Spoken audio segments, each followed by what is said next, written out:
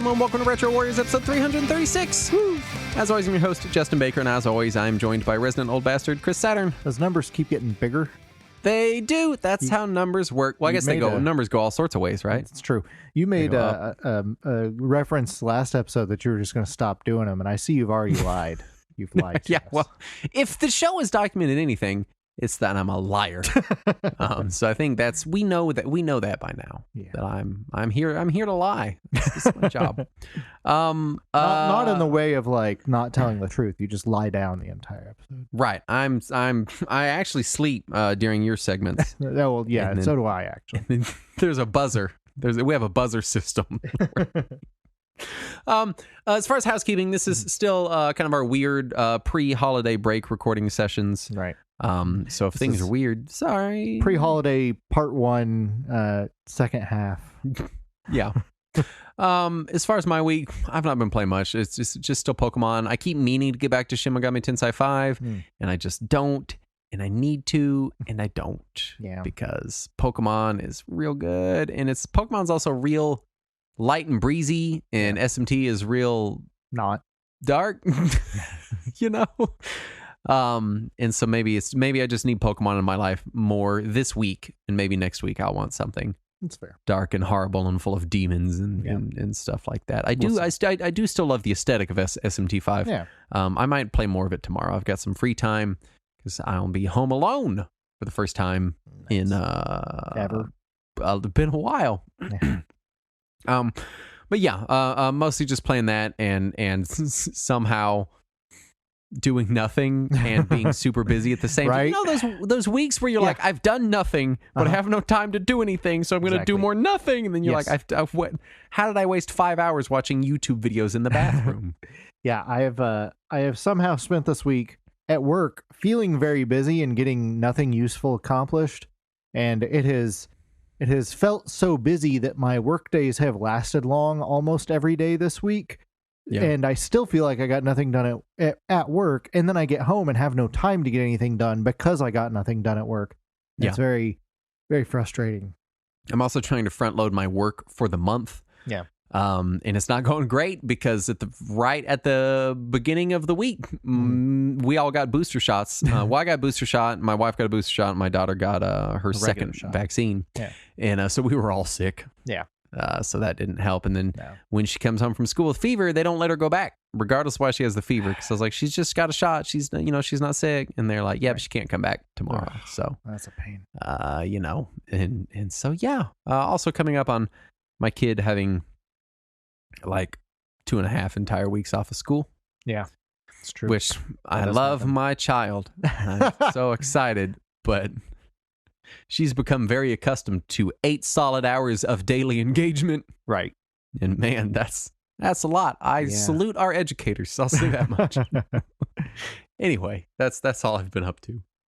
I've been in one of those moods where I'm trying to find what I want to play, and nothing feels right. And also I have less time, so I don't want to start anything because I don't have enough time to really dig into something just yet. Right. So I was just kind of jumping through libraries that I already have to find something short. And I landed back on Baba Is You, which got that level editor update. Yeah, I saw you playing that. And the level editor is neat, and I am not smart enough to use it. Yeah, that's how I feel about every level editor. And I'm especially like, this is a cool tool that I can't use. Yeah, especially in that game because the whole game is built around logic puzzles. Yeah. And so not only are you having to generate a video game level, but also a logic puzzle that fuels that video game level. And while I like solving logic puzzles, I am not good at making logic puzzles. But it does let you just browse through other people's creations. And so I went through about a dozen different just random levels that people had made. And some of them were really clever and made me feel really smart. And others were apparently too clever. And I was completely incapable of solving them. And there's no like strategy guide on the internet for this dude's random level. Right. So I just got to stare at it for like 45 minutes and wonder what I had done with my life that led to this moment. And here we are. Yeah. I also tried to start playing Final Fantasy 13. Oh, yeah. I keep meaning to revisit that one myself. It's been downloaded on my Xbox for a while now. Yeah. Well, I've got the disc on Xbox, but I thought I would try the PC version that came out with Game Pass. And I downloaded it, and it started trying to install the Visual C++ 2008 runtime. Is that not the most recent version? So I was like, this might not actually be a new port. Yeah. And then while it was installing and downloading and all that, I looked through the reviews on the Game Pass website, and it's like, don't play it, will erase all your saves. And I'm like, oh, that's... All your saves from every game? No, just from that game. Okay. But I did start it, and it looks fine as far as a PC port goes. It like there are parts of the game that you can tell it was designed for previous generation. Like some text elements and some on-screen elements are clearly 720p at best. Right. And then you see the actual character models, and they're all 4K, and they look great. And then it'll cut back to like some text or diagram or something, and it's 720p again, and it's a little jarring. But otherwise, it's fine. It's Final Fantasy 13. It is even more cinematic than I remember. That game, man, that has some real cringy characters. True. Oh, I struggle. My name is Snow. Yeah. Oh, and please tell me it's not. Please tell me it's not. Just watching the opening cinematic, I was like, I still hate that character, and I still hate that character, and I really hate that character. And then Saz shows up, and you're like, and finally, I love him so much. A character. Like during the opening of the game, the very first cinematic, it's like brooding people on a train, then it cuts over to him, and the chocobo pops out of his hat, and I was just like, yeah. Or not even his hat, his hair. It just pops out of his hair, and I was like, yeah, it's a bird. I don't know how the fuck they designed that game where they're like, okay, we need another character. Okay, his name is Snow, and he's really cold and dark, like snow. And then someone else is like, what if a guy's got like a chocobo in his hair, and that's kind of it? What do you think? Like, who are these people making these characters? What if we wrote the most down-to-earth character we've ever had in the history of the series? The only one who doesn't want to run into danger every time it happens, and also there's a bird in his hair. Yes, that also the snow thing. Yeah. Doing everything. Everything's included. Yeah. But no, it's I might chip away at it a little bit just to revisit it and see if it is, because the things that I remember liking about it were really interesting and were all like strategy heavy, and I want to remember what those even were. But I also remember being frustrated at the game because you can't grind because the game was so linear. There was no there's no ability to, which was why I had to stop at it, because I reached a boss at some point that I couldn't. I somehow I was underleveled. I could not beat this boss. Yeah, and it was this thing where I could not really effectively go grind either. Yeah. That was kind of what happened to me the first time I played it, to where I eventually just lucked out and got a good attack pattern from the boss that I was able to push through. But that was after like 2 days straight of bashing my head against it. Yeah. And I kind of want to revisit again, and I'm thinking the PC version, because then I can cheat. Right. And not encounter that same fucking shit again. But I still want to see all the good things that I did enjoy about it. So we'll see if I can stomach it. I'm sure Final Fantasy 13 fans in our Discord will come in and tell me, but isn't the sequel much more well received as far as like being just a good RPG? That's what I recall as well. I had started the second one sometime after I finished the first one, like 6 months or so. And it starts with interactions between Snow and another character, and I was just like, I hate him so much. Why am I'm done. And then I just turned it off and didn't come back to it. I downloaded, I have that downloaded, and I have Lost Odyssey downloaded. Yeah. And it's another one that I have meant to play for years since I bought it and haven't yet. I keep meaning, also Blue Dragon downloaded. I keep meaning to go back and like revisit all three of those. Yeah. And then by the time I had all three downloaded, I realized I had like 400 hours of JRPG that I keep in air quotes meaning to revisit. Right. I'm never going to do it. Yeah. So I need to prioritize. I was sitting there earlier and I was like, man, I really should try that new Fire Emblem game. I know everyone said it was so good, but I get real nervous about things set in schools. I don't like playing games set in schools. I should try it. And then I was like, I fucking have it. I bought it like 6 months ago with like 3 other Switch games that I didn't play. Like, I'm just accruing shit now is my plan. Let's not talk shit about buying things that you don't play. Let's not start demonizing that. Why am I attacking you, right? Right? Is that wrong? Should I not? Or my problem isn't that I buy it and don't play it. It's that I buy it, forget I own it, and then I'm like, I really should get that. And you know how it is when you're like, oh, but it's $60. You're like, maybe I got to plan that purchase. I'll wait a week or whatever. And then the time comes and you're like, wait a minute, I've had it the whole time, and you still don't play it. And you're like, what the fuck? Yeah, I was looking through because again I was bouncing around trying to find what game I wanted to play, and I was looking through the stuff that I've bought this year that I had all intentions of sitting down and playing because they look very interesting to me and they are my kind of games, and I just didn't have the time when they came out, and I was like, man, why do I keep buying all these games that I don't have time for that I want to play? I'll just go play something old that I know how to play. And I go in the other room and I'm looking through my PS1 games. And I'm like, look at all these games that I bought hoping I would someday have the time to play on PS1. Yeah. How many decades have I been doing this to myself? Yeah. But,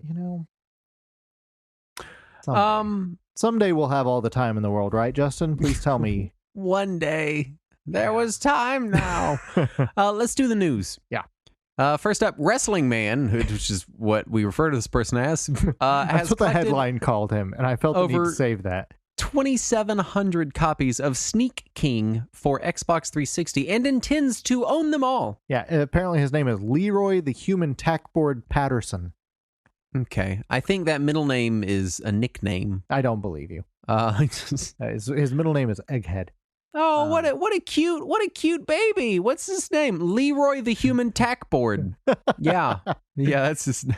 We were going to go with Edgar Heed, but we went with, No, I actually saw this guy's post on Reddit a couple days before the news story became a thing, because news stories are just based on Reddit posts now. Right. Pretty. Yeah. I know. And the guy just had stacks and stacks and stacks of the game. It's pretty amusing. I give him credit. For people that don't remember, Sneak King was one of, I believe, a trilogy of Burger King games starring the King. Yeah. From Burger King. The others were Pocket Bike Racer and the other one no one remembers. The other one was Big Bumpin' was the third one. And they flooded GameStops nationwide. Yeah. Well, yeah, because you could get them cheap at the Burger King and then go try to trade them in. Just clogged it up. I mean, I can't even fathom how many copies of that game GameStop has probably destroyed. Yeah, I've not played any of them. No, I did play some of Pocket Bike Racer. I think I played that one too, and it was fun for a minute. It was okay. U.S. lawmakers are introducing legislation to attempt to stop scalpers from buying and reselling game consoles. Now, is this law specifically for game consoles? No. In fact, it is. In fact, the language that the representative used when originally describing it was, we have to stop these scalpers from buying up all the toys that our children want for the holidays. Right. And then mentioned the game consoles as some of those toys. Now, they know that laws, as I've been informed by Schoolhouse Rock, they take a while to go into effect. So probably is not going to fix the holiday issue at all. This year, not at all. But I believe they were calling it the Stop Something Grinch Act.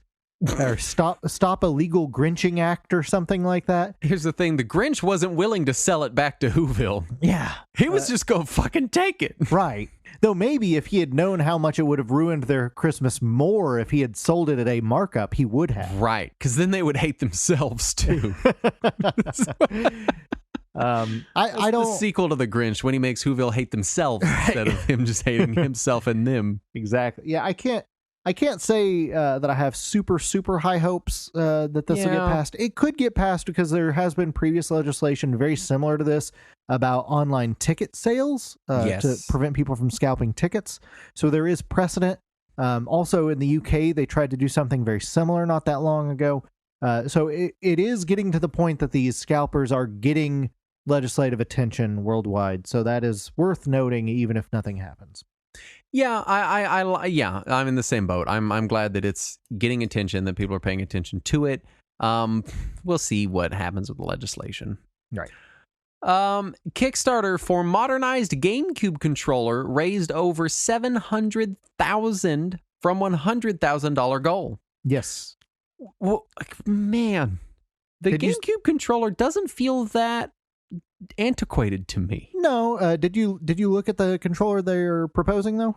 I didn't look at much. I saw like a couple of the images, the renders. Scrolling Discord. Yeah. The renders. So it does have some extra buttons. So you have like a select button, for example, and your home and share buttons like you see on modern consoles. It also adds a ZL button in addition to the ZR button that was on the original GameCube controller, which I guess was just Z on the GameCube controller. This one has a USB-C port to connect to whatever console you want. They are going to offer a USB-C to GameCube adapter to play it on an actual GameCube, or a USB-C to USB-A adapter to play on other consoles. And it is modular. You can add a wireless connection to it eventually that is still just proposed. And I believe the minimum price to get one of these controllers at this point was $90. Wow, that's a lot of cash. Yeah, I am not willing to chip in at that price yet. I get what they're going for. They did add some additional triggers, like on the grips. Yeah. And everything that they are describing as far as the actual controllers and the D-pad and everything, it sounds like they're using excellent quality as far as the actual construction goes. Yeah. And so I wish them well, but I am not personally willing to invest $90 in a GameCube controller that is wired only. Isn't the company that does the Brawler controllers, they've announced a wireless GameCube controller in the modern style coming next year? I believe so, yeah. So it seems, I mean, man, people love GameCube controllers. Yeah. But this one's panda colored. What? You mean black and white? Yes. Okay. I've been told that's panda color when it comes to electronics. Like the old Pixel was also panda color. If you say so. And this one is actually made by a company called Panda Hardware, so they are allowed to at say least that it makes some color. sense. Yeah. Take-Two filing suit against game It Takes Two because apparently, if you're rich enough, you own anything. Yeah, I'm pretty upset about this. So, yeah, if you're not familiar with the game, it's an indie game. It was published by Electronic Arts, though, but the indie publisher who made the game was famous for a few years ago at Jeff Keighley's Fluff Fest, the Game Awards, saying live on the stream, "Fuck the Oscars," and going off on a rant. That was that person? Yes. Okay, yeah. This is their I remember game. that one. Yeah. So everybody is kind of hoping that he will go off on a similar rant against Take-Two now because of this. Also, there is some rumbling that EA is going to defend this copyright for this indie artist. So this could end up being an EA versus Take-Two dick-slapping fight. I imagine they just settle out of court and Take-Two backs down. And I mean, I hope so. It has nothing to do. It's just so dumb. It's just dumb. It's so what dumb. It is. FTC seeking to block NVIDIA and ARM merger. Yeah, also, the European Commission is also looking to block that. They're also not happy about it. Yeah, so it's we'll see. We'll see if they find a way to settle it or if they just call it off. Yeah, I have no hope that it's going to go away. I think that merger's happening. I don't know if it does get blocked, it could get blocked. But if NVIDIA can't buy ARM, I imagine somebody else is going to swoop in immediately. My first guess is Apple. I definitely see Apple buying it. Yeah. Sony possibly making a Game Pass-like service in 2022. We'll see. The rumor is that it will still be called PlayStation Plus. It will also feature PlayStation Now stuff and will have multiple tiers. That is what the rumors point at. And finally, that brings us to our topic at hand. This week, we're talking emulation and preservation, wish list, and state of. I haven't come up with a full title. Okay. We don't name things before live on the air. It's what we do now. The original ideas. We wanted to discuss the current state of emulation and preservation as it exists in the retro gaming community. Right. But we also wanted to talk about kind of our wish list, like what we want to see from it. So I haven't decided if I want to label it as wish list or state of, but by the time you're listening to this, you'll know. Because you can read it. Yeah, the state of our wish list. They exist. And that last news item kind of leads into it, because they claim that this Game Pass-like service will have PS1, PS2, and PSP games. Yeah, so finally they're going to make them available on the PS5 as part of a subscription service. Yeah, in case you want those shitty, ugly games that nobody wants. What do they call them? The blocky games. Why do you want to play those old blocky games? What? Yeah.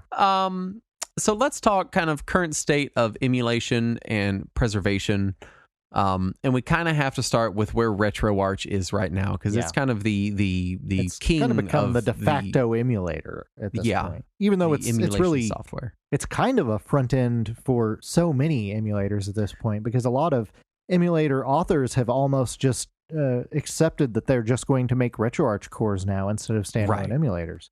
Which, to be fair, initially, I know you weren't a fan of. You would rather use the independent emulators. I've kind of, I think I like it, because front-end development sucks. It's a lot of extra work when what you really care about is just, like, if you're programming an emulator, you're probably not really big into UI design. Right. You're probably just like, I just want to emulate these games. This is what I'm passionate about. Right. But I have to put this fucking front end on there, and that sucks. Now you just attach your module into RetroArch, and you don't have to worry about it. You can focus on what matters. Yeah, and RetroArch has, I would say, matured to a point that I personally have a hard time going back to a lot of my individual emulators that I've used for decades. Now, I will say RetroArch is as much as it's been modernized, it got the new, what is it, the Oxygen UI? I don't remember. Is that the name of the new one? Whatever the new UI is infinitely more navigable than the old cross-media bar that they stole. Ugh. Yeah. And I still have struggles with RetroArch. I'll say that RetroArch, I feel like someone in our Discord likened RetroArch to Linux. And I may be misremembering. I'm pretty sure someone did, and that has struck me as very accurate. Yeah. It may have been me, although if it was someone else, please don't let me take credit for what you said. But yeah, it very much feels like that kind of Linux thing where you're like, hey, everything works pretty good, and then sometimes it just all breaks. Yeah. For no reason. I feel like the PC version, at least, the Windows PC version anyway, has gotten to the point to where just a fresh, clean installation of it can do so much of what most people are after from emulators that you no longer have to mess with all the configurations and settings and tweak with everything like you used to have to do. And that leads to it breaking less often than it used to. I will also say that I find that the fix for RetroArch is always, my RetroArch is being weird. Oh, just download a new version of it. Yeah. And erase all your configuration files. Yes, and because that happens all the time, I've gotten to where I don't customize RetroArch anymore. Yeah. I don't import my libraries and scrape all my games and whatever, because the second something goofs or an update messes something up, I'm just wiping it. Right. And it makes me want to go back to standalone emulators sometimes where you could have that kind of like curated front end and config that is the way you want it. Right. And granted, you can also use a custom front-end software with RetroArch as your backend. So there is still that option. I will say, if you're not on, if you've never, there's one on Mac. What is it called? OpenEmu. OpenEmu. That has always been, that's the only Mac software that I miss. I truly miss OpenEmu. I feel like UI-wise, it was superior to RetroArch and used the same cores for the most part as RetroArch. Cores.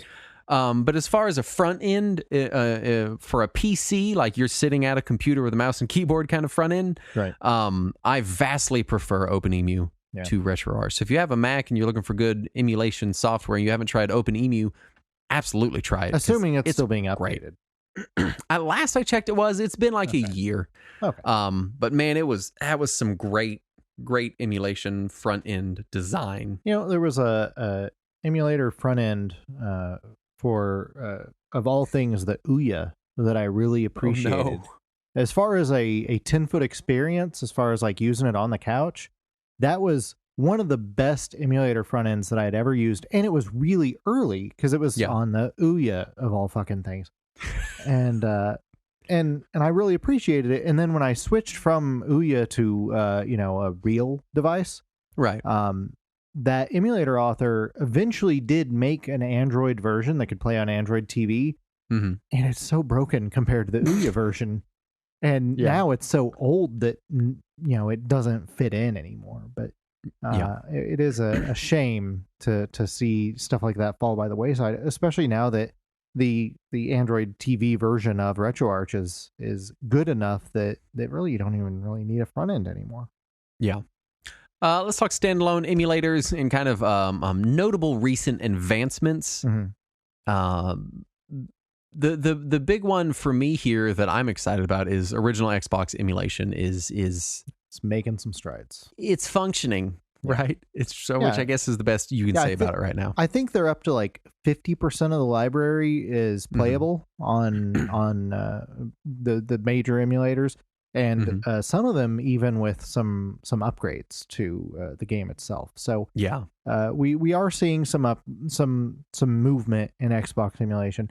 I'm still a little upset about where it is because we're 20 years out from the Xbox. When we were we were 20 years out from the NES, I could emulate the NES on my Dreamcast. And what's weird to me is it cannot be a horsepower thing, right? It's and as far as I know, there are no like major intricacies in like architecture. Like I guess what I'm saying is I can't figure out what the roadblock is, right? Because other than just interest, right? The other platforms of that era, the GameCube and the PS2, are excellently emulated on PC. Between Dolphin and PCSX2, you can play the entire library in a more or less functional state. There's like a handful of PS2 games. I think it was less than 1% of the library. Yeah. So it's like especially compared to Dolphin, which is one of it. I would say Dolphin is currently the best standalone emulator software that I've used on PC. Yeah. It is so mature. It has so many features, and it adds so much to the GameCube and Wii experience. Right. It's just massive. Oh yeah. And then you go to the original Xbox, and you're like, you kind of play Mech Assault a little bit. Yeah. It's like, man, what? I think a lot of it is, and I've said this before about the original Xbox, we never really got a chance to miss it. Yeah. It was immediately backward compatible with the I believe all 360 models are backward compatible. They're not fully backwards compatible. I think it's like 80% of the library plays well and 90% plays well enough.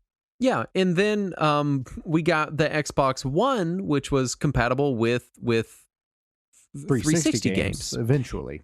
Yeah, and it just feels like there's never really been a big, because the PS4 didn't play PS3 games. Compatibility. Yeah, and the PS5 plays some PS4 games, right? Is that right? It should play all PS4 games in theory. There are a few that won't load on it, like PT, those fucking assholes. And so it's like it should play them all. And then also the PS3, like the very first launch model played PS2 games. Compatibility wasn't amazing on it, and then they dropped it immediately. Right. Well, the very first model played them all perfectly because it literally had a PS2 hardware. Right. And then they revised it, and it was emulating. Exactly. Yeah. So it just feels like Microsoft has done a better job of backward compatibility inclusion than maybe not better, a more consistent job of backward compatibility as compared to Sony. So we've had less of a chance to miss these old Xbox stuff. And then plus they're all the big Microsoft first party stuff, like they seem to make a point of having it always available on the newest system. Like if you want to play the first Halo, it's in the Master Chief Collection. You play it on your Series X. It runs great. Unless you're talking about Mech Assault. Or, poor old Mech Assault. Or any old Forza game. Or Project Gotham. Oh man, PGR was such a big deal to me. I'm so sad. I'm so sad that doesn't have like a modern thing. Right. Anyway, original Xbox is still kind of lagging. It's coming around though. How are PS2 and PS3? Because I don't emulate those. Pretty well. PS2 is, like I said, dang near perfect on a lot of games. PS3 is surprisingly well emulated, even on like mid-range-ish computers. You can play PS3 pretty well these days. It can technically run on a low-end PC. You're not going to run like full 1080p and look great, but you can run a lot of those games. But because of that, it makes a lot of games that, you know, we think of as still fairly modern playable on PC. Stuff like Persona 5 and Dragon Quest Builders and Yakuza Kiwami and Yakuza 0. Those are all playable on a PC through a PS3 emulator. And that's pretty impressive to me that it plays so well, especially because, like we were saying, Xbox 360, not really a thing when it comes to PC emulation. Not really at all. I mean, I think there is a 360 emulator. There are I think a couple. It plays like 10 games. They have very small compatibility libraries, so it's unfortunate to see how much better PS2 and PS3 emulate versus Xbox and Xbox 360.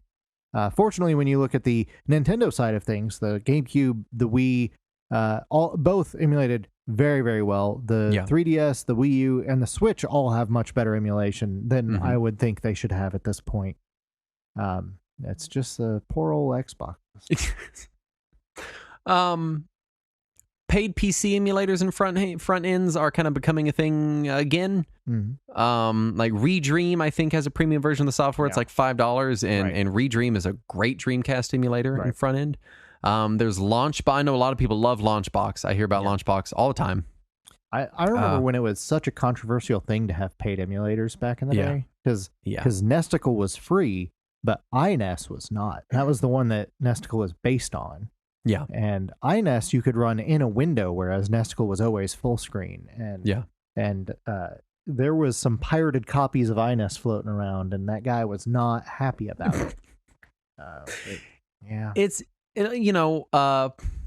I know I've tried Launchbox a few times, and I've seen a lot of people recommend it as what I want. This where you can have this curated, scraped, nice box art experience. Right. But it's always just been a little bit too fussy for me to really put a lot of time into. But I know they have a premium version, and people seem to really like Launchbox a lot. Yeah, I've not played with it at all, to be honest. Yeah. Let's talk emulation handhelds. There are a bajillion Chinese Android handheld devices. Right. And I mean, there's a freaking lot. And so many things that you can just jam a Raspberry Pi Zero into. Yep. And they've stopped giving them names. These things come out and it's just like the Arcade P1352. And you're like, oh, okay. I'm still on the 1351. It comes out and it's like, it's GameCube colored. And you're like, all right, I can fight. And it's like, you're like, what does it play? Everything up to like GBA. And you're like, great. There's like a million of those out there right now. So really great time if you've got $100 bill and you just want like a actually pretty decent emulation device. Right. As long as you're not looking for anything beyond like, you could probably get N64 some games. You could probably get PS1 pretty easy, GBA pretty easy. Some of them might be able to handle some PSP, but that's probably the newest stuff you're gonna hit. Right. Android phones continue to support emulators.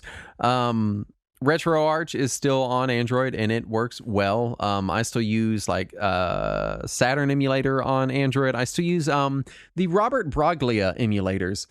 Are my preferred Android emulators. I prefer them to RetroArch because they are per system. And they haven't been updated in years, have they? They've not, but they still work great. I gotta say, I'm pretty happy with RetroArch on Android now. It has become my only emulator on my phone. I always have little, and I couldn't even name what any of them are, but I feel like every time I'm running RetroArch on Android, you know what it is? I do remember my issue. It crashes. Every time I run it, I've had it on two phones, and I'll be in the middle of something, and it just crashes, just closes out entirely, and I don't know what I'm doing to it. Yeah, I was just playing it on my new phone the other day, and it just runs great. I'm really happy with it. You can download a Dolphin Core on it and play GameCube games on your phone, and they run great on my phone. It's great. I plugged in my USB hard drive to my phone because I live in the future now.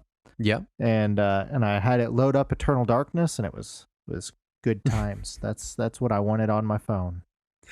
So there's a lot of like dedicated emulation hardware now that seems to be mostly like Android on the back end kind of stuff, which is it's a little bit of a mess trying to figure, tell them all from each other. I couldn't even name any of them, but just put words together. The Super Retro Mini, I'm sure that's one. There you go.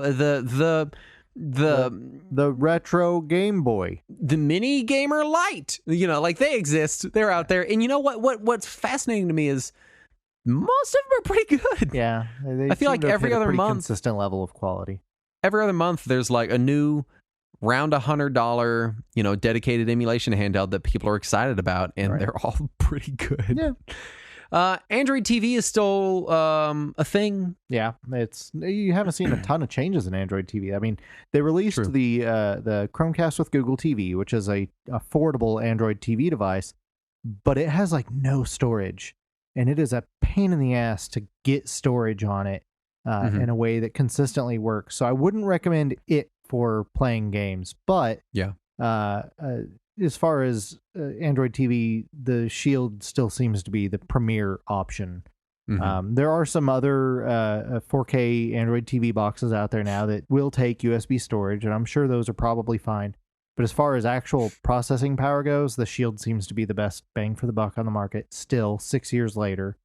And it can emulate some GameCube and Wii games, and it can emulate, like we were saying, anything up to GBA plus PSP pretty well. Yeah.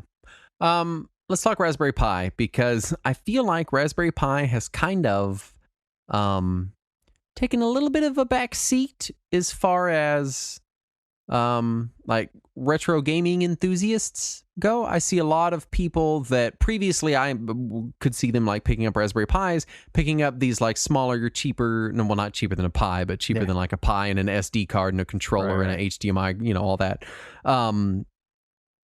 Picking up these handhelds as opposed to picking up Pis, because they're just like, hey, I just want to emulate like Super Nintendo and like Game Boy Advance on something, and these handhelds are like, it's $80 and it's simpler to set up. So I mean, I feel like I've seen also there's been a little bit of a shortage of the Pis. True, it goes in the wake of the pandemic. It's been in and out, yeah, for sure.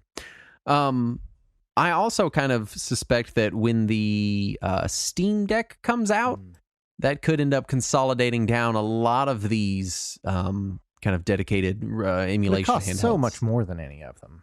It does. Like the base model is what, $250? I thought it was more than that. I think the base one's like $259, and then the next one is like $399, and then it's $499. I'm not even sure. They're $399, $529, and $649. Oh man, I'm paying $649 for mine. Man, that's a lot of money. I was real into that when I pre-ordered, huh?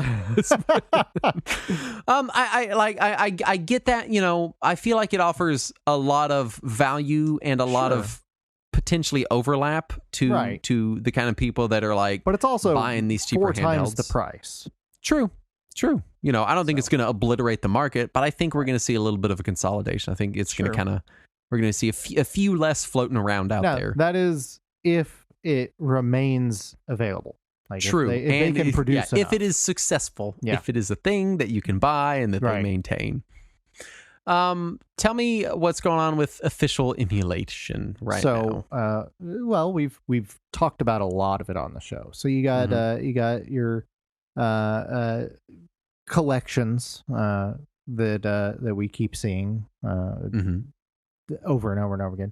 Then we have these dedicated emulation devices that you can pick up in stores that always show up on the budget aisle next to the video games that are just like a Mega Man 2 device. And it's just like a controller that you plug into your TV to play Mega Man 2. Tiny Bad Dudes arcade machine. Yeah, or a little tiny Pac-Man arcade stick that you plug into your TV or something like that. So we've seen a lot of those. At Games somehow is still alive. And they have released a few dedicated devices lately. Their current thing seems to be old arcade games on a dedicated device that is either handheld or plugs into the TV. Yep, those things just, I've not played them, but they look real bad. Yeah, they look cheesy as hell. And they want to offer you a dedicated At Games Online subscription service for it, which gets you a lot of like Amiga games and ZX Spectrum games and some other arcade games that you don't know as well as those first arcade games. But surely that's the only fly-by-night retro game subscription service, Saturn? But wait, let me tell you about AntStream. So again, it's a collection of classic games, and they do have an okay library. It's a huge library, and because of the merit that it is a huge library, there's bound to be some good games in it. I found like 8 games that I enjoy out of like 900 or whatever it was. But they're games that I can get elsewhere. So I'm not about to subscribe to AntStream, but they do offer their service, so you can play a collection of old arcade and Sega and microconsole games, and you can play it on your PC. You can play it on your Atari VCS if you're the person who bought that. Congratulations, one owner of an Atari VCS. All the rest of them went to Best Buy. They're selling them on Black Friday. Right. After, I feel like Atari was like, yeah, it's sold out immediately. Yeah. Can't buy it. Like, am I misremembering that? No, it did sell out in some stores, and then suddenly at Black Friday, it was back in stock. Well, but Atari was like, hey, we're not really going to make another run of this, so get it if you want it. Like, there was some like there FOMO seemed to thing. be some push there, yeah. They were pushing, and then all of a sudden Black Friday, it's like, yeah, they are at retail Best Buy, and they're not selling either. So. Like, yeah. I do want to mention, I just like choked myself. Don't do that. I do want to mention. I want you to mention that you choked yourself too. So. The Evercade. Yes. It's still floating around out there, and when it came out, I'll be honest, I kind of gave it a pass because it looks a little cheap. Yeah. But they're coming out with a console. Yes. And it seems to be becoming a more and more robust emulation option. And it's getting a pretty decent library. Like, I wouldn't say it's a killer library, but it's got some good games on there. I'm kind of wanting to check one out. I know someone in our Discord, whenever it came out, was like, yeah, it's great. I think they had one or they were going to get one. Yeah. And I was like, yeah, I'll see what you think about it. Right. And then as time has gone on, they've not. Here's the thing. When companies come out with products like the Evercade, when you've been following classic games for a long enough amount of time, the second you see a product like that, you're like, that's gone in a year. Right. And you just don't even pay attention to it because you're like, that looks like a one and done. Here's a thing. Here's one extra thing for it. It's gone. That looks like somebody's Kickstarter that I forgot about. And that has proven to not be the case. Right. They seem to be giving it long-term support. They seem to be getting new games for it. And just like the Polymega. Yeah, the home console version of it looks pretty good. Yeah, I agree. And I'd say it looks kind of better than the handheld. Which I was never really sold on the handheld anyway. So I'm at least curious about the consoleized version. Yeah, and that is all, it's official. They license the games. Right. It is what it is. Many consoles have died. That's unfortunate. And I really enjoyed that. Me too. That breaks my heart. I remember when the NES came out. The NES Mini, for people that don't remember, got 2 episodes from us. Yep. I mean, 2. We were so excited. Yeah. And then I think when it came out, we did an episode just on it. Owning it. Yeah. We were so stoked on the idea of mini consoles. We loved it. I still love it. And they're just nowhere to be seen. They're just. I mean, you can still find some of the Genesis ones floating around out there. Oh yeah. I actually saw some at a store just this last weekend. I saw some Genesis minis. It's just ain't going anywhere, and it's sad. I want to see more of those. Right.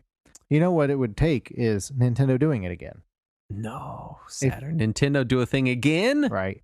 They've never been the company that does things again. But if Nintendo were to put out a different mini console, it would suddenly spark it up again. And I don't know what the secret ingredient they have is that these other companies haven't had.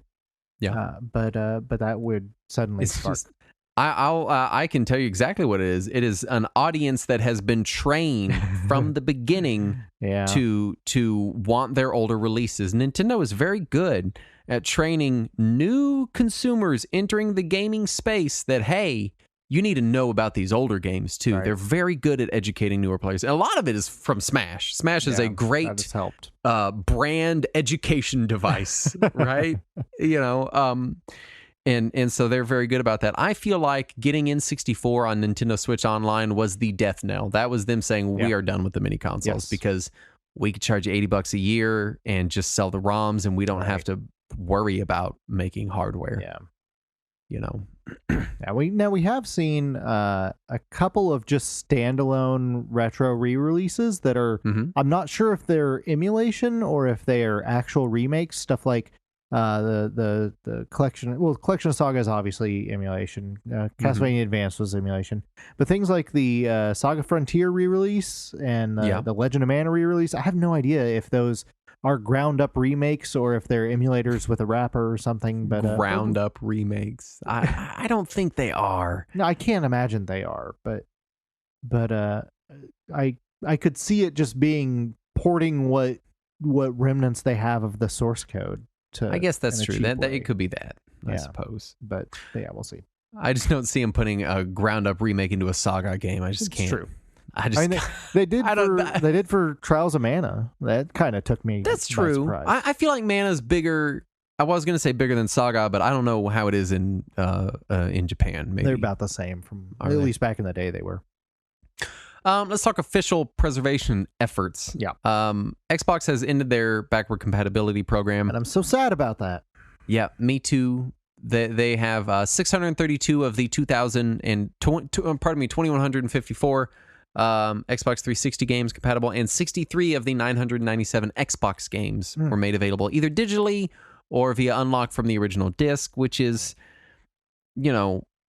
I was going to say admirable, but right. I mean, it's better than nothing, I guess. It is better than nothing. It's better than what Sony did on PS4, obviously, but it still feels like such a small part of the library. And granted, a lot of heavy hitters were made available via backwards compatibility.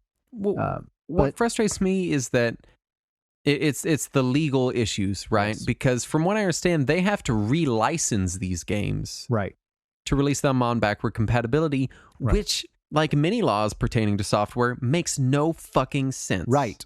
Because it makes no sense. And you said that on the episode the other day when we brought up the compatibility program, and why do they have to relicense these? Right. What I mean, like, I can still put my DVD movies into my Xbox Series X and play them, even if I bought them 20 years ago. But for some reason, the same games that I bought 20 years ago, they have to go through these legal hurdles again. And I don't get it, and it upsets me. The only thing I can think is that it has to download something. It does. Because it doesn't just play straight from the disc, right? It downloads something. And because they are downloading something, they have to relicense it. That's the only thing I could think. They are having to make custom emulation wrappers for each of these games, essentially, in order to get them to play correctly. And something about that process is putting enough of a legal hurdle that they are having to relicense them. And that's so frustrating. I suspect that if Microsoft pushed legally, they could just not have to relicense it. They could be like, look, this is a wrapper. We're not touching the original game, But I don't think they want to burn the bridges. Yeah, I don't think they want to burn the bridges, and I just don't think they want to have the battle. I mean, they're going to garner what goodwill they can with their 700 games and then be done. Meanwhile, when you look at the PS3, which wasn't that long ago, you could put any PlayStation disc in a PS3 and it would play it. It would emulate a PS1 game. You would just stick a PlayStation 1 game in there. It would emulate it. It was pure emulation, and it would just play it. And they didn't have to relicense anything. You just put your damn disc in there. But didn't that use kind of the same wrapper and emulation software across all of it? So maybe that's the difference, is because they're saying, hey, what the thing is. We're making a per game wrapper. Right. So we got, there were some statements from Phil Spencer that implies that he wants there to be a general purpose emulator that they can someday release. And he seemed hesitant to be able to even imply that that was a thing. So I feel like there is still some legal hurdle that they are trying to get around, but it's so frustrating from a preservation standpoint. Well, plus a lot of companies probably genuinely don't want you to have the ability to go buy their old game that they want to resell you digitally, or that they want to remake or whatever, and just put it in your Xbox now. I mean, why would they want you to go out and buy Grand Theft Auto 3 when they just made the definitive edition, and it's definitive now? It says it in the title. Yeah. Sony seems to have stopped adding PS2 games to PlayStation Now or PS4. Right. Existing classics on PS3 and Vita won't be available for much longer. Though they are supposedly talking about something next year, so true. That could be good. Basically, they're taking it away so they can restructure it and sell it back to us. Seems to be the case. Yeah. New and exciting way. Speaking of repackaging and selling stuff back to us, Nintendo is still doing Nintendo Switch Online, and man, it is just at a snail's pace. They're releasing games. They announced one more game for N64 Online, which that leads me to believe that they are done with NES and Super NES. Like they're not going to release even one more, which upsets me because that means that the base in Nintendo Switch Online is worth less than it used to be because it's no longer a service getting new product. Yes. They are telling people you have to get the new service if you want any value at all out of it. And that's really frustrating to me. My concern is, and this is why I don't play much on Nintendo Switch Online, in the emulation software that they have, is because in 5 years, I've put 100 hours into Breath of Fire on Super Nintendo, on NSO or whatever. And they go, hey, we're shutting that down because the Switch 2 is out or whatever. Yeah. Where's my game? It's gone. Is it gone? Forever. Do I never get it again? Can I never play it again? Like if they came out and they were like, hey, we promise that when this service is over, you can pay us a lump sum, or if you've been subscribed for this many months or whatever, you can keep that software and re-download it if you want. I give that a 0% chance. That would make me use that software infinitely more. Right. But because I don't want to put time in on a game that they're just going to delete my save one day and be like, hey, you can't play that anymore. That frustrates me. You know, I don't know why they think, why I do know why they think, because the market has proven that it's fine and people don't care. But for me, someone that's like likes older games and classic games, one aspect of that is this permanence, right? And I mean, it's frustrating that they did release so many single-player narrative-driven games on there, because that is something that you want to be able to keep your save file in case you want to go back and revisit it. I get games like the original Mario games and multiplayer stuff. I get those being released on there for the express purpose of just a quick fix when you're in between other things, or if you're just wanting to play some multiplayer. I get that. I get that's what that service was for, and it's great at that. But I don't get why they keep releasing single-player games, story-driven games on there. They just announced Paper Mario for N64. Like, why? Why does that need to be online? Well, I don't know. It just frustrates me. And this is a thing when mini consoles came out. This is a thing that I loved about them, and I feel like I remember you echoing the sentiment, which is that when I can go load up my mini console. And my fucking Chrono Trigger save is still on my Super Nintendo Mini. Yeah, I can load it up and it's there. It exists. It ain't going anywhere. Right. So you place to keep them. I like that. I don't have to worry about I reinstalled Windows and I deleted my emulation saves folder. RetroArch borked. They turned off Nintendo Switch Online. Like I've got them. They're not going anywhere. Now, if you do want to play Paper Mario and you don't want to pay the annual price, it's $10 on Wii U. You can buy it right now. God damn it, Nintendo. And in that version is emulated better. Is it? You know. Yeah, the emulator on the Nintendo Switch Online for N64 has some issues. Oh, I knew it had issues. I just didn't know it was like universally like, it sucks. I thought it was just like, hey, there are some issues here and there. I didn't know. They're using the same emulator for all of the games on Nintendo Switch Online. Oh, great. Whereas on Wii U, it was a per game emulator for N64. Because it's the same as, Virtual Console, they did things per game, you know? Yeah, they did touch up a lot of the games. So they did do basically per game on Virtual Console. But for N64, they especially did per game. They rewrote the emulator per game to make sure it was optimized. Whereas on NSO, they're just, loading up a ROM. I think across all three companies, as far as official preservation efforts go, I'm just frustrated that it feels like they're not only giving us less for more money, but at the same time, they're taking from us.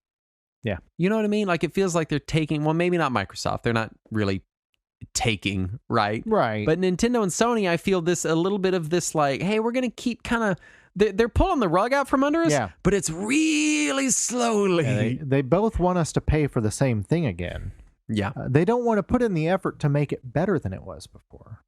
Meanwhile, Sega just wants you to play their fucking games. Yes. They're on everything. Right. They're going to keep putting them on everything. Yes. It's everywhere. Multiple versions of everything. Compilations. Yeah. It's on Steam. It's on Xbox. Did you not buy the Genesis collection yet? Fuck it. They're on Nintendo Switch Online now. Fuck it. Here you go. You want them twice? Yeah. Cool. Right. And there is some concern with GOG being what would they use some weird word? It wasn't restructured. It was like I don't remember exactly what they said. They're being like restructurated or something. Yeah, basically the financial reports looked not great for GOG as a service on CD Projekt's balance sheets. Yeah. So it looks like they may change things up a little bit. I am hoping that means that they kind of steer back to where they were before, where they do a handful of curated old games, and not just let everybody release whatever on there. But I fear that it is more likely that they could just get rid of the DRM free requirement or push towards more new games because that's where the money is. So, and I'm going to talk about GOG some more on my wish list whenever we get down to that. Let's real quick before we go on our wish list, let's talk kind of current preservation hurdles, things that we're kind of looking to the future of, like, hey, what does preservation and emulation need to kind of overcome to preserve these things? Well, one thing I would say is custom controllers, because which has always been a concern, right? But we're coming up on a deadline on a handful of controller types soon. Like, Wii remotes aren't going to last forever. They're still kind of fresh right now. That there is no Wii remote out there more than 15 years old. But there are some that are 15 years old now. Yeah, and we're already starting to see some kind of peter out a little bit. And that's still the best way to emulate motion controls on Dolphin is with a legit Wii remote. And until some companies start coming up with some third-party Wii remotes that work like an official one, that's going to be an issue because those are going to start to die out. I've said it before. I want to say I said it earlier this year on the show, but I probably said it like 5 years ago on the show. Right. Because time means nothing anymore. For people that want Wii hardware, the Wii was insanely popular, but the Wii was also insanely abused hardware. Yes. And Wii hardware is going to become very hard to find very soon. If you want Wii hardware, anyway. Yeah, in decent, usable, good shape. Controllers are usually the first thing to get just destroyed. Also, those ports for the GameCube connection spots, if it's even a model that supports that, those port covers go away real quick.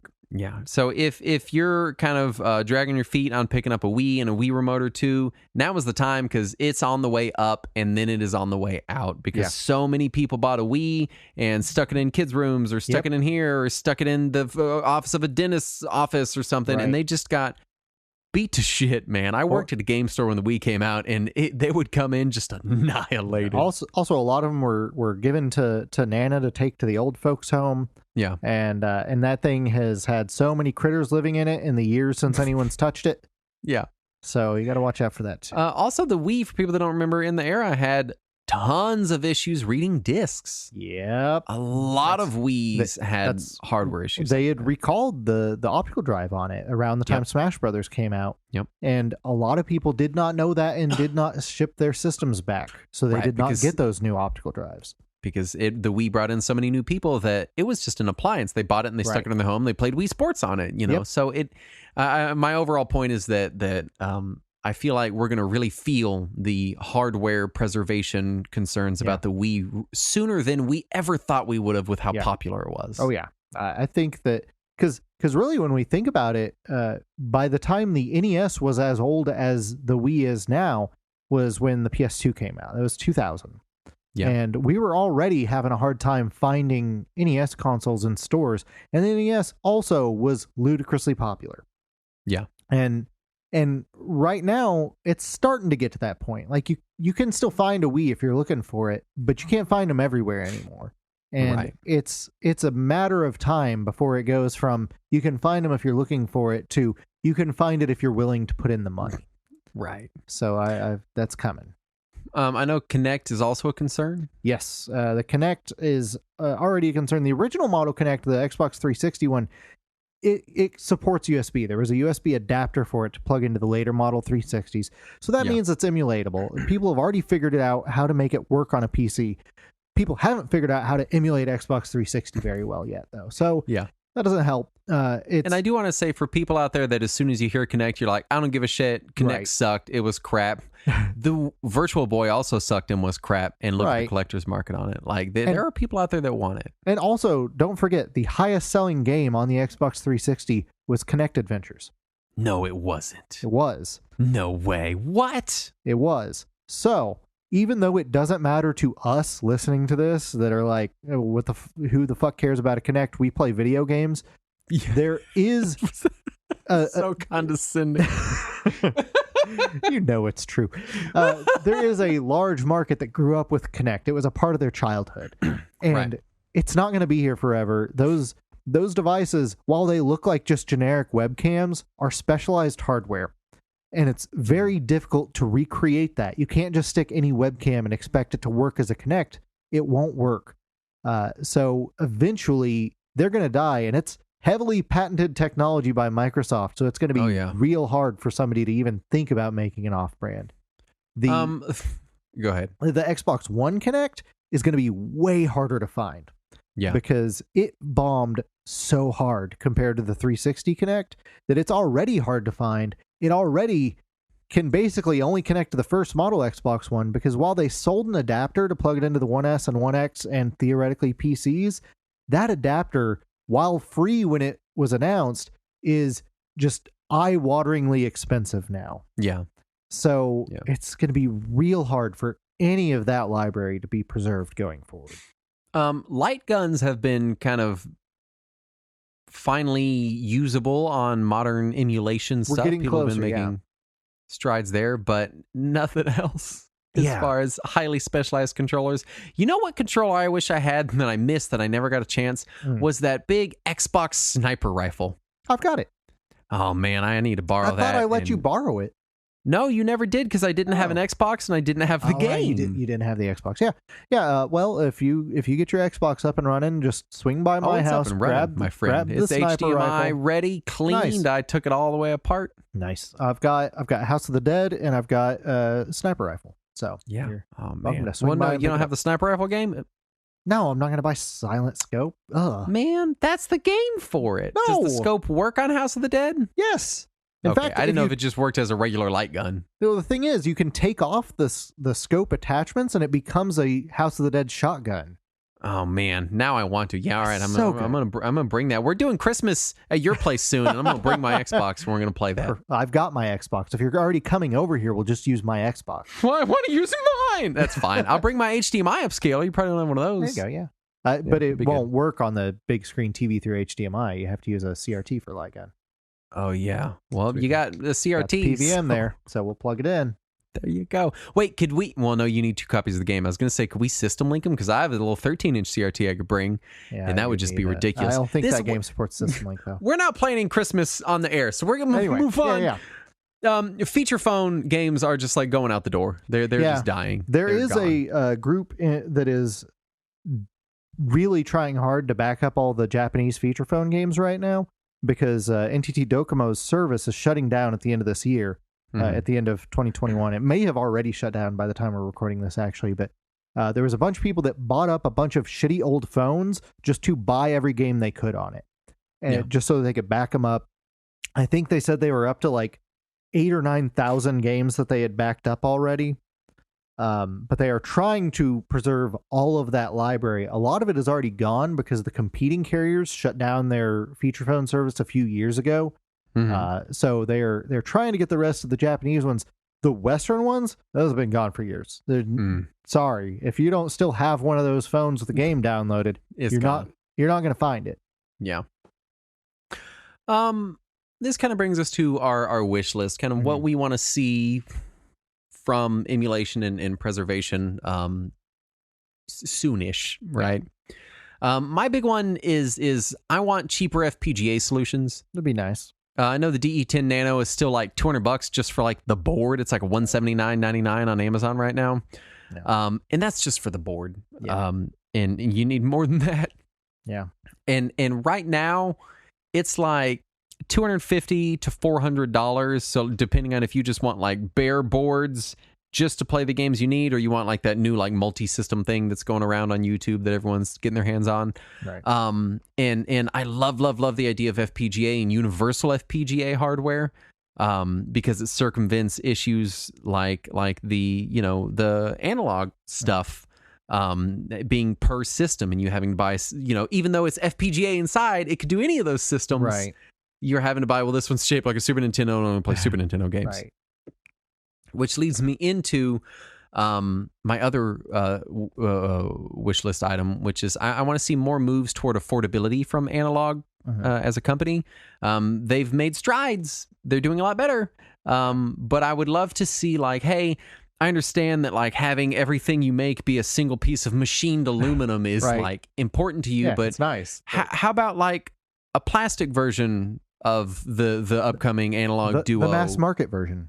That's like $150 cheaper or something. Well, weren't the Mega SG and Super NT plastic? I believe they were plastic. Yeah. I think they had some metal. Like, I mean, I still know they were high quality. I believe they had some metal parts and stuff. I mean, and they were like, but they were also more affordable. They're like $189. Yeah, you know, I don't remember did they announce a price point on the Analog Duo? Wasn't it like $300 or $400? $249 or $299, somewhere in there. Was it only $249? Well, that's not horrible, but it's less than buying an actual Duo, is what I remember. It's aluminum, isn't it? Something like that. I don't know. Like, I don't know. I just remember it was a new Duo that cost less than an actual Duo, and that was pretty happy to me. Like, I understand their whole thing is like high-end parts, boutique electronics. Right. But I'd love to see some more affordable versions of stuff from them, honestly. I'd love to see Polymega similarly coming down a bit, which I'm sure the Polymega seems to be doing all right. And I suspect it will kind of normalize in price and maybe drop a little bit as they're able to put in bigger orders at factories and get larger amounts of units for lower cost. Right. So yeah, like I think what I want to see is the boutique retro gaming electronics become a little more mass market, I guess is really what my wish is. My question is there enough of an audience mass market to bring those prices down? Because I know that there's plenty of us that are retro hobbyists, but I don't know if there's plenty of us that are retro hobbyists that will buy things that are enough to bring those prices down to the levels that we would like them to be. I mean, I don't know. I don't know the answer. I don't to that, know either. You know, that's I like to say maybe, but who the heck knows? You know, maybe this is just one of those things that's going to be boutique electronics for years. I will say we are a far cry from like messaging a guy on a forum who builds custom SCART cables, and you got to mail him a check. You know, from 10 years ago. Yeah, you know, like we've come. Or when the only replacement for an NES was that off-brand clone console that could output through composite cables and sometimes look all right. Oh man. Yeah. I would also really, and this is kind of touching on what I talked about earlier, I would love to see a virtual console style offering from literally just any of the big three. Yeah. I think we're kind of seeing that from Xbox because most of those games you can download, but their library is still unfortunately small. What I liked about Virtual Console is it was this kind of, you know, emulation first, because it had others, you know, had WiiWare titles on it and things. Well, that was separate from the Virtual Console. Yeah, it was also in the Wii Shop. They were both in the Wii Shop, but the Virtual Console and the WiiWare were separate. But I liked that it was this like dedicated marketplace of like, these are emulated games. Right. Where you could download specifically these emulated games. You could pay for them. You have ownership of them. No, you can't re-download them. We shut the service down. That's still problematic. But I'd love to see something more ownership-based than buyer subscription service. Maybe that's what we can use NFTs for. That, God, I hope not. And then I got two more. First is a more active stance from GOG as far as releasing functional, working, truly DRM-free versions of software. I fear they're backpedaling there a little bit. Yeah, I feel like a lot of their DOS games aren't. So the way they release DOS games for the most part is like, here's the game, we threw a DOS box front end on it. Right. But it's like they don't even do much to optimize that DOS box front end. Yeah, they used to. Yeah, they used to. Some versions of the game, it was very nice. And now it's like, I feel like the last 10 GOG games I downloaded, it's like, man, why didn't I just like it feels like I would be better served just paying for the game on GOG and then just pirating it and playing it in DOSBox X so that I can feel good about having bought the game and then playing it the way that I should be playing it. No, you could just take their DRM free copy and shove it into DOSBox X. Yeah, but then I gotta like download it and then install it and then yank the file out. It's just an ordeal. It's just faster to just go pirate it.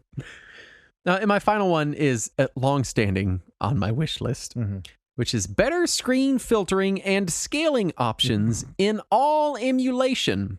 Yeah. Specifically, CRT filters that don't look like dog shit. Have you played with the CRT filters on the Final Fantasy Pixel remasters? Yes, I have played with them.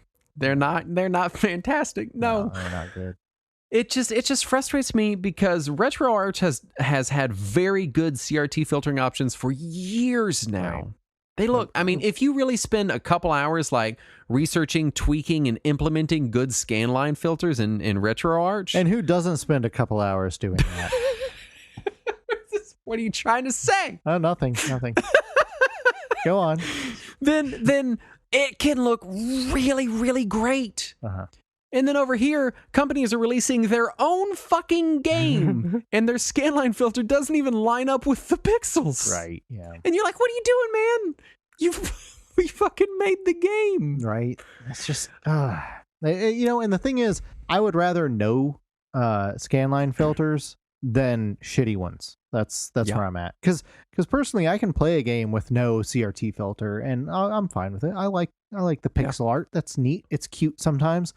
And I would rather just have clean, unfiltered pixel art than have a super shitty CRT filter that just looks like somebody put some gray lines on the screen every few lines.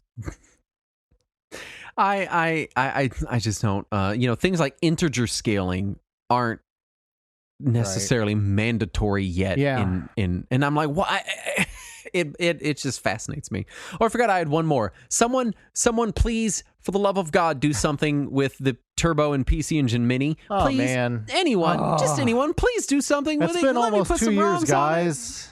Oh my gosh. Please. What's happening? Yeah. And that's it. That's my preservation and emulation wish list. Yeah, I'm with you on many of those.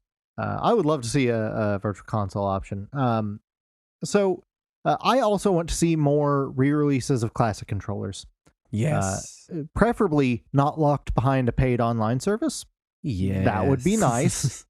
And at this point, are you just Nintendo Switch Online members that you can get access to the exclusive controllers? Yes, that is. Is that basically what you're? That is the only reason why I renewed this time, was so I could buy some controllers. Now, somebody pointed out online the other day about how in the West we keep getting the 3-button Genesis controller while Japan keeps getting the 6-button controller. And they said also Retrobit has had the exclusive rights to reproduce that controller. That probably screwed us this whole time. Retrobit's contract is probably why we're not getting the 6-button controller. Which, that's frustrating now that I realize it. But at least Retrobit sells that controller. So if you just want a Genesis or Saturn controller, you can go buy it from Retrobit. You don't have to pay for a subscription service first either. You just go buy it. It's available. But I would like to see more of them. Getting a brand new N64 controller is nice. Is. And that one we needed so bad. Yeah. Also a wireless one, no less. Yeah. Also available now as a new controller that you can buy and use on a modern console is the Duke. You can buy it again. I don't know why. I keep almost doing it. Like, I know I'm barely ever going to use it. I would never. But I just, not even once. I want it. I didn't like it on the original console. I sold my Duke the day I got it. But for some reason, I want to relive that.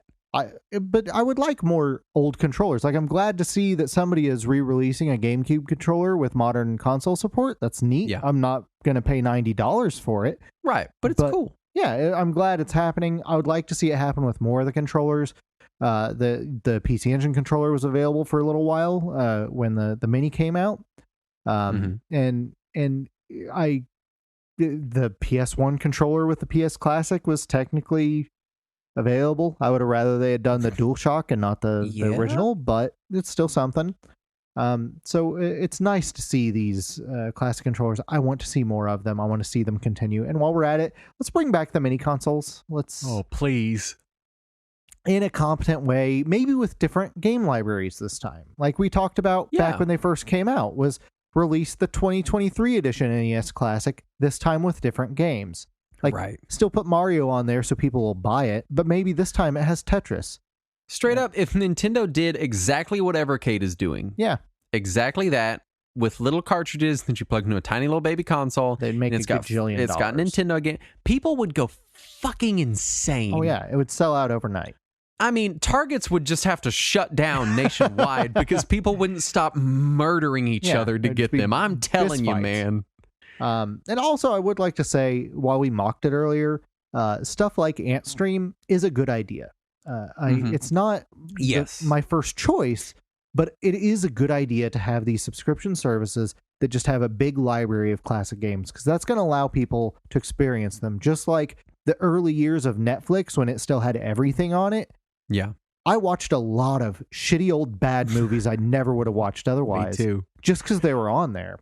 And that's a fair point, because I feel like earlier we were bitching about like no ownership over the product and who's going to play in these services where as soon as it goes away, you lose your game. But to be fair, that doesn't mean that because that's what we want. Right. That's the only thing that should be on the market. I do understand the value of like, hey, here's 500 arcade games, 30 of which you've heard of, $4.99 a month. You can play them whenever you want. Like that, that does have value. Yeah, and the thing is that Netflix and its 1,000 competitors now are all very popular now, but people still buy Blu-rays. That didn't stop. And there is a market for both of those things, especially when it comes to older stuff. People want to play older games. And we need them to be playable on the hardware that we have without having to hunt down 30-year-old dying hardware. So a streaming service is fine. The virtual console service is fine. Just make them available in some way. And for the love of God, make sure it's a worthwhile library. That's my main thing. Something like AntStream, where I could only find a dozen games that I want to play out of literally hundreds, is a neat idea, but it's functionally useless to me. I need it to have a library of games that I want to play. Right. And that brings us to the end of the show. Our final thoughts. Yeah. I feel like we're kind of in a weird spot. Yeah. I feel like it's a lot of just different tides coming in, right? It was mini consoles, and then we were all jazzed about that, and then it went away. And then now FPGA seems to be becoming a thing, but it's just sort of taking a real long time to get there and going real slow and just being also kind of weird slowed down by the pandemic too. So true, that didn't help either, And then now it seems like suddenly there's subscription services, and is that going to be the thing? And it's I think we're spending a lot of time. Like if you asked me during the Wii era, what does the future of retro gaming look like? I'd have been like virtual console. Every company's going to have virtual console. Yeah. Why the fuck were they not? It's a great system. It's a great idea. Because I mean, while they were doing virtual console, Sony was doing PS1 classics.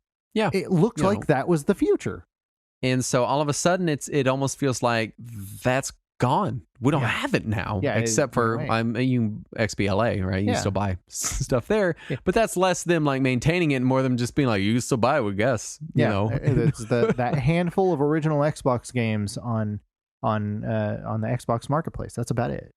Yeah. So I think we're in a weird spot where the market is very diffuse right now, and it's hard to see what's going to stick and what is going to be the next big thing in the retro gaming space, right?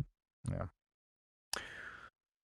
Anyway, I was expecting you to say, but what will be the next big thing? But what will be the next big thing in the retro gaming space is our Patreon, which you can find at patreon.com/retro warriors. That doesn't count when I feed you a segue. You can get Talking Wizards. It's a show.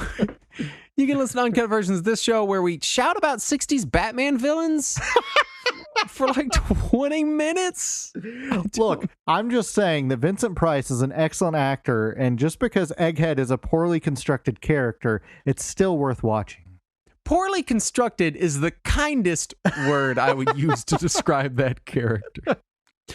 Anyway, we would love it if you would consider supporting the show. If we give you value on your commute or whatever it is you're doing, if we brighten your day, it would be very, very much appreciated if you considered supporting us. Like these fine people that we're going to thank right now, starting with El Malaguero. And Michael Hawes. Jacob Zagella.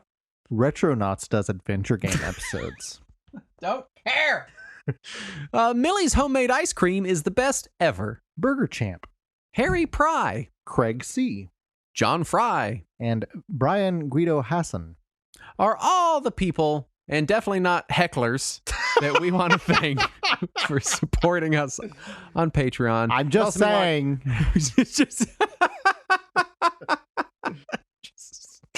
Would it kill you to do Myst? One day, patrons are going to coordinate and create one big long paragraph. Yeah. This is going to be like, I don't understand why you won't fucking play Myst. It can't be that bad. It'll just be a couple hours out of your life. It's not a big deal. Just all the way down. Anyway, we would also appreciate if you'd consider rating and reviewing us. It does help out the show. And that's it. Thank you for listening. And as always, let us cling together.